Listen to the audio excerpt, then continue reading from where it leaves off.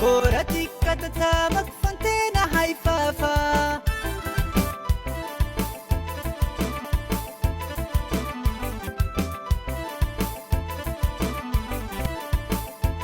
ተቋሙ በአጠቃላይ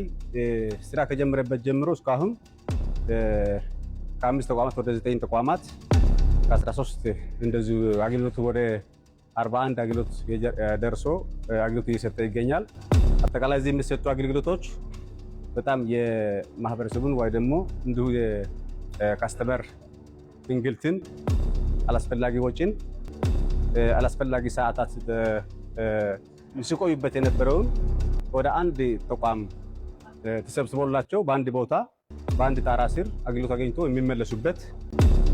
ሁሉም የሚያገኙት አገልግሎት በቴክኖሎጂ የተደገፈ ክፍያዎችም ጭምር በቴክኖሎጂ የተደገፈ አጠቃላይ ተጠቃሚዎችን ማዕከል ያደረገ የብዙ ጊዜ የህዝብ ጥያቄ የነበረ የተመለሰ ጥያቄ እንዲሁ ሌሎች በጣም ብዙ ህዝብ የሚቸገርባቸውን አገልግሎቶች እዚህ በማስገባት የመጀመሪያው ምዕራፍ ስራ ተጀምሯል። እስከ መጨረሻው ድረስ ደግሞ እንደዚሁ ይህንን አገልግሎት በማስፋት በማሳደግ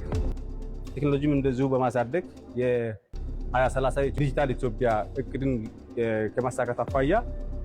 በጣም ትልቅ ሚና የሚጫወት ተቋምም ነው።